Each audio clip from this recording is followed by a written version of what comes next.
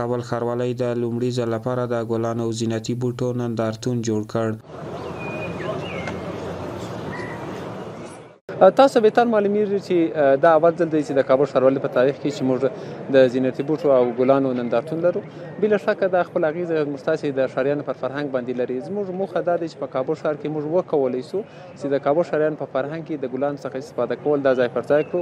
تاسو په دې مطمئنه اوسئ چې په یو نندارتون نه کېږي، انشاءالله هر کال یا شاید په یو کال څو ځلې موږ ستاسو دا نندارتونونه ولرو او خامخا دا نندارتونونه موږ ستاسې د ښاریانو په فرهنګ کې خپل مستقیم اغیزه لري. په دې نندارتون کې تقریبا 150 رقم ګلان دي، تقریبا 9000 ګلدانه کېږي او دا نندارتون به د 3 ورځو لپاره او د شپې به انشاءالله تر 8 بجې د خلک پر مخ باندې به خلاص وي او پرته له کوم فیسه خلک کولی د دې نندارتون څخه نظاره وکړي. د کابل په زرنګار پارک کې زرګونه زینتي بوټي او ښکلي ګلان په دغه نندارتون کې نندارې ته وړاندې شول. مسؤلینو وویل چې د ښار ښکلا او سمسورتیا ته به نور هم کار وکړي او کابل به په یو ښکلا لرونکي او پرمختللي ښار بدل کړي. د افغانستان اسلامي امارت د کابل ښاروالي توانېدلې ده چې هغه کارونه وکړي چې د افغانستان په تاریخ کې یا د کابل د ښاروالي د ایجاد څخه تر دې وخته پورې نه وسوي.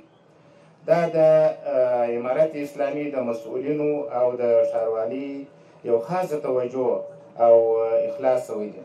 کابل ښاروالي دغه بوټي چې تاسو ته مخې ته ایښي دي د دې نور انواع هغه د تقسیم په حال کې دي چې آینده کال ته به انشاءالله العزیز د دې په څو چنده باندې زیات وي.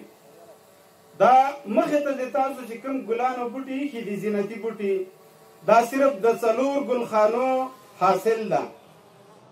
د امارت د راتلو نه مخکې د ټول کابل لپاره ګلخانې صرف 2 دانې موجودې وي.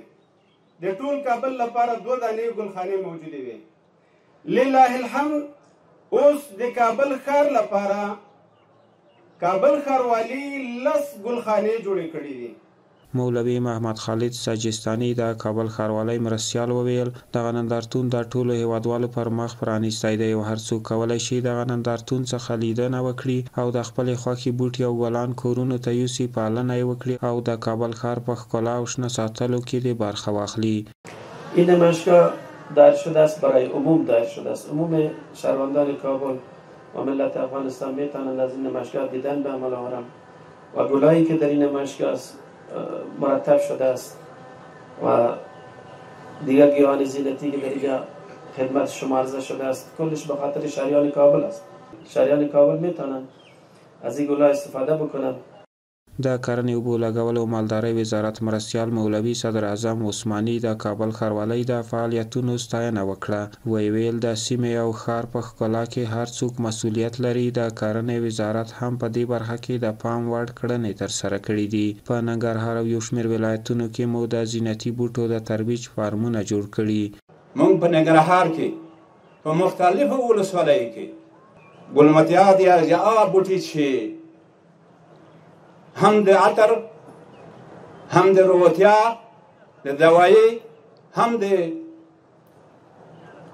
طبیعي چی دپاره استعمالیږي موږ مسله ترویج کړي دي.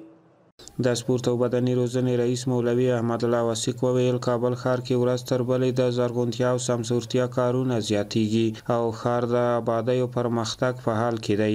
زه د کابل ښاروالۍ له ټولو مسؤلینو څخه او له رهبري څخه د زړه له تله مننه کوم چې په تیرو څو کلونو کې ډیر داسې خدمتونه کړي دي چې هغه د یادولو وړ دي او له دې سره د کابل ښار لا نور هم ښکلی سوی ده. د کابل ښاریانو او شریفو خلکو دپاره سهولتونه آماده سوي دي. په دغه نندارتون کې 150 بېلابېل ډوله 9000 ګلان او زینتي بوټي نندارې ته وړاندې شوي دي.